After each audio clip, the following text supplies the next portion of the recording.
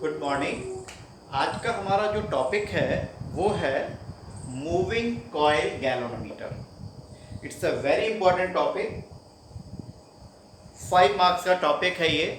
हर board के लिए, चाहे वो सीबीएसई हो या आईएससी हो या यूपी बोर्ड हो, तो इस टॉपिक को हमें बहुत ध्यान से समझना है, बहुत ध्यान से पढ़ना है। Moving coil galvanometer. Moving coil galvanometer में सबसे पहले हमारे पास क्या है, इसकी पहले फिगर को देख लेते हैं। ये हमारी जो मूविंग कॉइल गैल्वेनोमीटर की ये एक नॉन मेटेलिक, ये एक कोर है। इस तरीके से नॉन मेटेलिक मटेरियल के कोर है। इसके ऊपर हमारी इस तरीके से ये हमारी कॉइल होती है। It is like this, A B C D. A B C D हमारी ये एक कॉइल है। नंबर ऑफ टर्न्स इसमें हमने n number of turns wind up किए हुए हैं। इस कॉइल की लेंथ हमारी है L और ब्रेथ हमारी है B। ये जो कॉइल है हमारी, ये यहां से एक वायर पर हैंग की हुई है।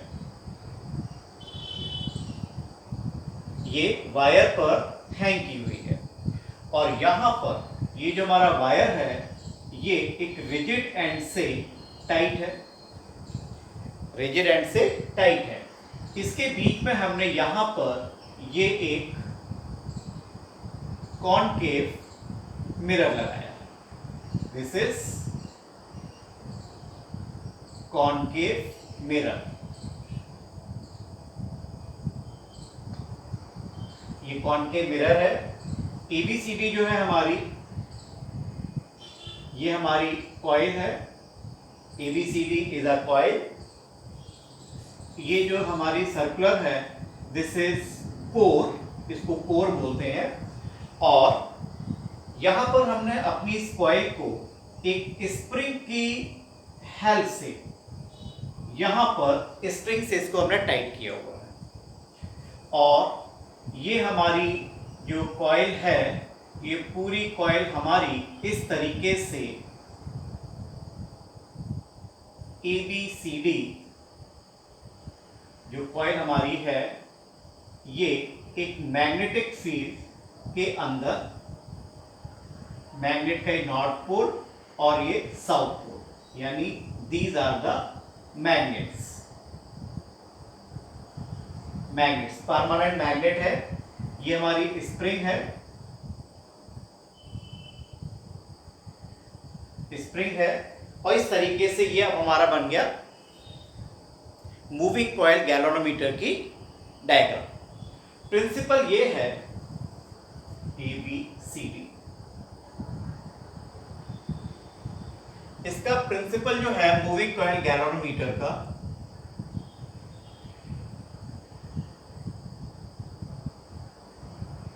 प्रिंसिपल कहता है कि जब हम किसी भी कॉइल में जो कि मैग्नेटिक फील्ड के अंदर रखी हुई है और यदि हम उसमें करंट को फ्लो करें तो उस पर टॉर्क लगता है, एक बल आघूर्ण लगता है। तो इसका जो प्रिंसिपल हुआ ये हुआ, whenever a current carrying coil is placed in a magnetic field then torque will act on it. Hindi में बात करें कि जब भी कोई धारा परिनालिका मैग्नेटिक फील्ड के अंदर यानी चुंबकीय क्षेत्र के अंदर रखते हैं तो उस पर एक बल आघूर्ण लगता है। तो whenever a current carrying coil is placed in a magnetic field then the torque will act on it। अब इसमें मेन चीज ध्यान ये रखनी है कि इससे पहले वाले टॉपिक में हमने देखा था कि हमारी जो कॉइल थी, उस कॉइल का एरिया वेक्टर और मैग्नेटिक फील्ड के बीच में हमने एंगल लिया था थीटा। और यहां पर और हमारा जो वहां पर टॉर्क आया था वो कितना आया था? टॉर्क हमारा वहां पे आया था tau is equals to N B I A sine theta. ध्यान करिए, यही हमारा टॉर्क आया था, टाउ बराबर N B I A sine theta, where theta is the angle between the magnetic field and the area vector. हमने वहां पर इसी तरीके से एक कॉइल ली थी ए बी सी डी, और इस कॉइल को मैंने हल्का सा आपको रोटेट करके दिखाया था, और मैग्नेटिक फील्ड हमारी इधर नॉर्थ इधर साउथ थी, तो ये तो हमारा था एरिया वेक्टर और ये हमारी थी मैग्नेटिक फील्ड। एरिया वेक्टर और मैग्नेटिक फील्ड के बीच का जो आप एंगल देख रहे हैं, दैट एंगल वाज थीटा। लेकिन यहां पर हम जो एंगल ले रहे हैं वो हम लेंगे मैग्नेटिक फील्ड और कॉइल के प्लेन के बीच का। मतलब कि यदि हमारी कॉइल इस तरीके से रखी हुई है ए बी सी डी, ठीक है, और मैग्नेटिक फील्ड हमारा नॉर्थ से साउथ जा रहा है, तो इस समय हमारा एंगल हो रहा है 0। पहले हमने कॉइल को ऐसे रखा था, ये हमारी थी एरिया वेक्टर और ये हमारा था मैग्नेटिक फील्ड। ये एंगल हमारा कितना था, थीटा। अब मैं मैग्नेटिक फील्ड और प्लेन के बीच का एंगल ले रहा हूं अल्फा। ध्यान से देखिएगा, मैं आपको वही फिगर थोड़ी सी बना के दिखाता हूं तो आपको समझ में आ जाएगा कि यहां पर इस तरीके से हमने लास्ट फिगर जो ली थी वो ये हमारा था magnetic field, this is your north pole, this is your south pole. ये आपने रखी थी अपनी एक coil, it was like this, A B C and D. This was your area vector and that was the direction of magnetic field B, और ये angle था वहां पर थीटा। ठीक है, यहां पर अब हम जो एंगल ले रहे हैं, अब हम बात कर रहे हैं इस एंगल की, कॉइल का प्लेन और मैग्नेटिक फील्ड के बीच का, और इस एंगल को हम ले रहे हैं यहां पर अल्फा। ठीक है, क्या कितना एंगल लिया हमने, अल्फा। अब देखिए, क्या यहां पर जो हमारा एंगल अल्फा है, तो अल्फा और थीटा मिलकर 90 बना रहे हैं। तो देखिएगा, alpha plus theta is equals to 90 degree. तो यहां से थीटा हमारा हो गया 90 minus alpha. Taking the sine, both the sine, sin theta is equals to sin 90 minus alpha। sin 90 minus alpha हमारा हो गया cos alpha। तो sin theta की वैल्यू हमारी हो रही है cos alpha। अब देखिएगा, जो हमारा टाउ था N B I A sine theta, तो यहां पर हम sin थीटा की जगह अब यूज कर सकते हैं cos alpha, where alpha is the angle between the plane of the coil and magnetic field B। तो यहां पर अब हमारा जो टॉर्क बना टाउ, के लिए फॉर्मूला हो गया N B I A cos alpha, equation number 1। यहां तक कोई प्रॉब्लम तो नहीं, क्लियर है यहां तक? ठीक है, अब देखिए, अब मैं इस फिगर को रब कर रहा हूं।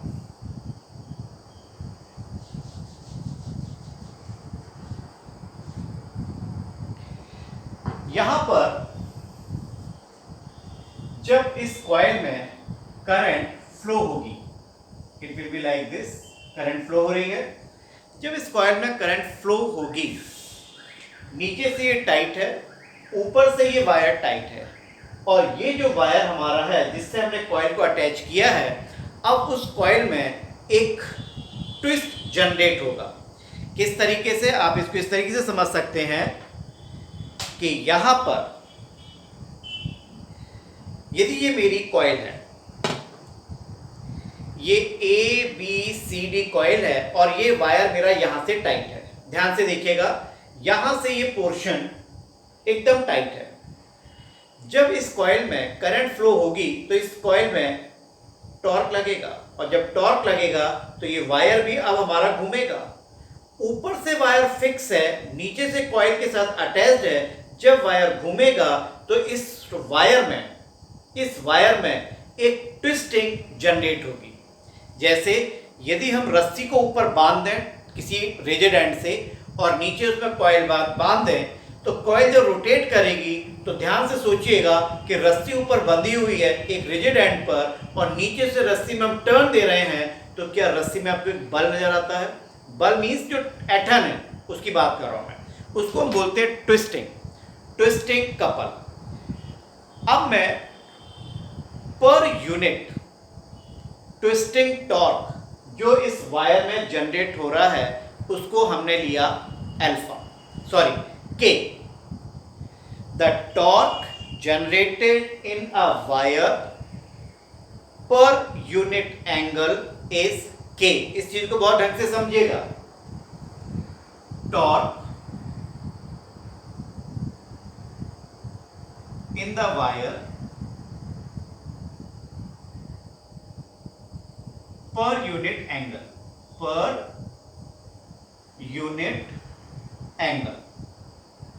इज के। मैंने ले लिया है के, यानी यूनिट एंगल जब मेरा वायर टर्न कर रहा है तो उसमें टॉर्क लग रहा है के, और हमारी कॉइल टर्न कितनी हो रही है? अल्फा। जब उसमें करंट फ्लो किया तो कॉइल ने कितना टर्न किया? अल्फा। तो उस वायर में कितना टॉर्क लगा? यूनिट एंगल पर के टॉर्क था तो अल्फा एंगल पर टॉर्क हो गया वायर में के अल्फा। टॉर्क generated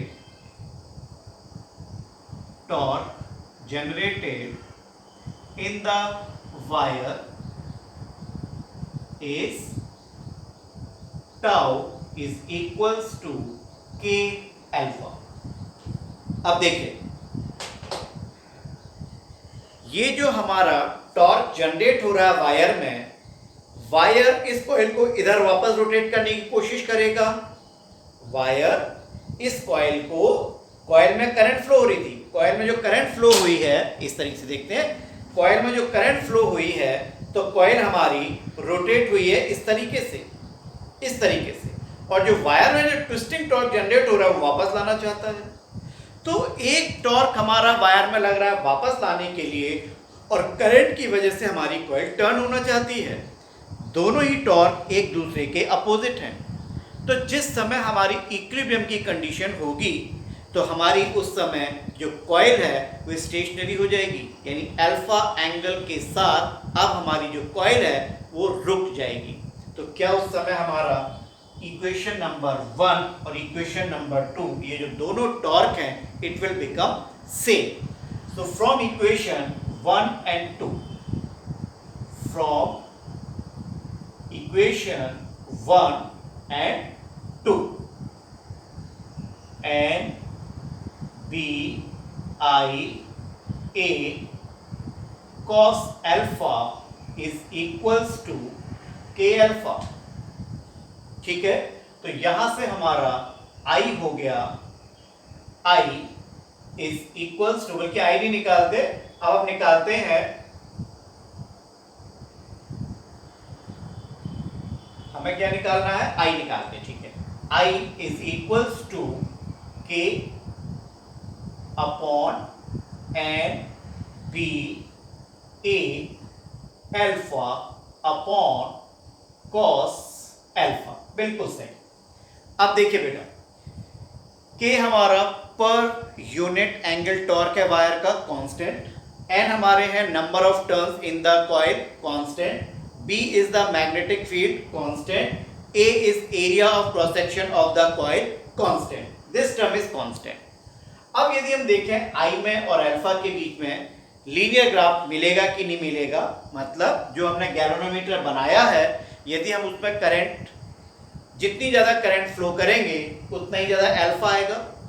तो हमको एक y is equal to mx के हिसाब से एक लीनियर ग्राफ मिलना चाहिए, जो हमारे लिए बहुत आसान हो जाएगा। जैसे कि 2 एम्पियर की करंट फ्लो की तो हमारा एंगल कुछ आया, 3 एम्पियर की तो एंगल और बढ़ गया, 5 की एंगल और बढ़ गया। लेकिन ऐसा ग्राफ आ नहीं रहा, क्योंकि जब हमने I में और अल्फा में ग्राफ प्लॉट किया तो ये टर्म तो हमारा कांस्टेंट था, कोई दिक्कत नहीं हुई। लेकिन ये जो cos अल्फा का टर्म आ रहा है इसकी वजह से हमारा ग्राफ आई में और अल्फा में हमारा लीनियर ग्राफ नहीं मिलेगा। लीनियर मीन्स एक लाइन में हमारा ग्राफ नहीं आएगा। किसी तरीके से यदि इस कॉस अल्फा के टर्म को हम 1 कर लें तो हमारा ग्राफ आई और अल्फा में स्ट्रेट लाइन आ जाएगा। यही चीज स्पेशली सीबीएसई में मूविंग कॉइल गैल्वेनोमीटर के लिए पूछा जाता है कि why the field make radial. अब इसका मतलब समझेगा क्या है। यहां पर हमारी जो मैग्नेट सी ये कैसी है, स्ट्रेट रेक्टेंगुलर। कैसी हमारी रेक्टेंगुलर। अब हम इन मैग्नेट्स को रेक्टेंगुलर न लेके कॉनकेव शेप की लेंगे। कॉनकेव शेप की, अभी तक मैग्नेट्स ऐसी थी, अब हम मैग्नेट्स ऐसी लेंगे कॉनकेव शेप की। इस तरीके से ये कॉनकेव शेप हो गया और इधर ये कॉनकेव हो गया। हमेशा मैग्नेटिक फील्ड लाइंस सरफेस के नॉर्मल निकलती है, ठीक है। अब देखिए जरा, इसी मैग्नेट को अब यदि मैंने कॉनकेव शेप का ले लिया तो क्या चेंजेस आने वाले हैं, देखिएगा।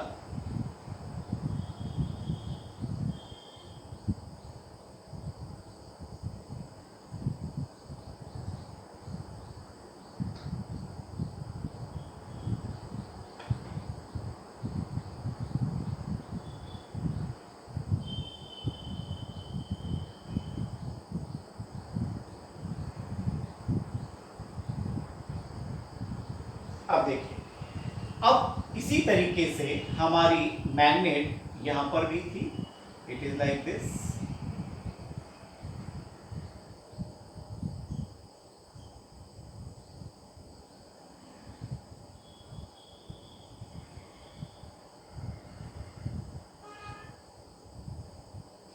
अब यदि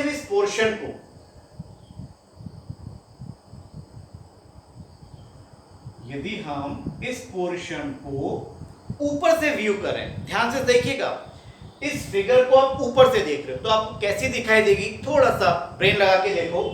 क्या आपको ऊपर से ये मैग्नेट्स ऐसी दिखाई देंगी? It will be like this.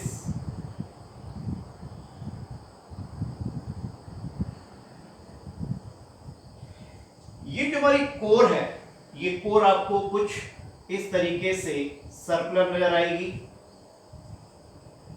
और जो हमारी coil A B C D थी ये आपको दिखाई देगी कुछ इस तरीके से। This is A and this is B.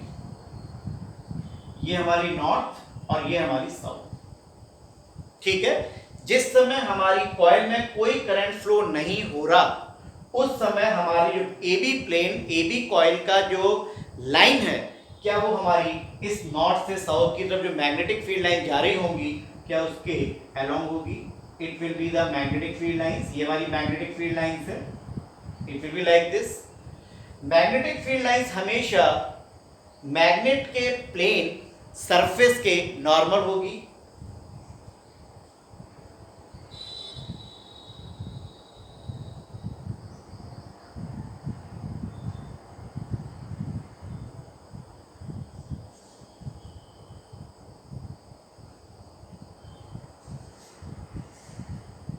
ये देखिए, नॉर्थ से हमारी मैग्नेटिक फील्ड लाइंस निकल रही हैं और साउथ में एंटर कर रही है और यहां से लेकर यहां तक ये हमारी कॉइल थी, ऐसे समझते हैं।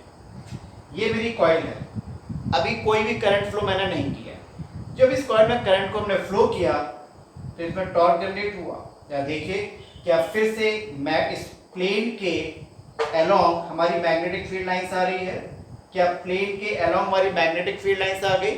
और जो हमारा एंगल अल्फा है वो किस किस के बीच में था? हमारा एंगल अल्फा था कॉइल का प्लेन और मैग्नेटिक फील्ड लाइंस के बीच में।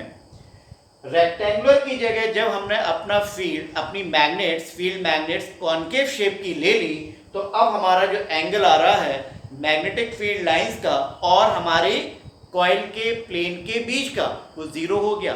तो यहां पर अल्फा कितना हो गया? 0. When field is radial. When field is radial, alpha will be 0. जब अल्फा 0 हुआ हमारा तो कॉस अल्फा की वैल्यू हो गई 1, राइट। अब हमारा आई क्या हो गया, I is equals to K upon N B A alpha, where this term is constant, so I is equals to G alpha, where G is a constant and it is called galvanometer constant. G is galvanometer constant, इसको बोलते हैं galvanometer constant. और ये हमारा था moving coil galvanometer. Clear है ये चीज? गैल्वेनोमीटर का वर्क क्या है? बेसिकली गैल्वेनोमीटर से हम करंट की डायरेक्शन को मेजर करते हैं, करंट की वैल्यू को मेजर नहीं करते। हम गैल्वेनोमीटर की हेल्प से करंट की डायरेक्शन को देखते हैं कि सर्किट में करंट फ्लो हो रही है या नहीं हो रही। तो हमारा मेन कॉन्सेप्ट रहेगा कि यदि हम सर्किट में छोटी सी भी करंट जा रही है तो गैल्वेनोमीटर में हमको ज़्यादा से ज़्यादा डिफ्लेक्शन मिले, राइट। तो प्रिंसिपल हो गया इसका, कंस्ट्रक्शन हो गया, मैथमेटिकल पोर्शन हो गया, और वाई द फील्ड में रेडियल अलग से आता है। टोटल मिला के क्वेश्चन हमारा आता है 5 मार्क्स का, राइट। चलिए, थैंक यू।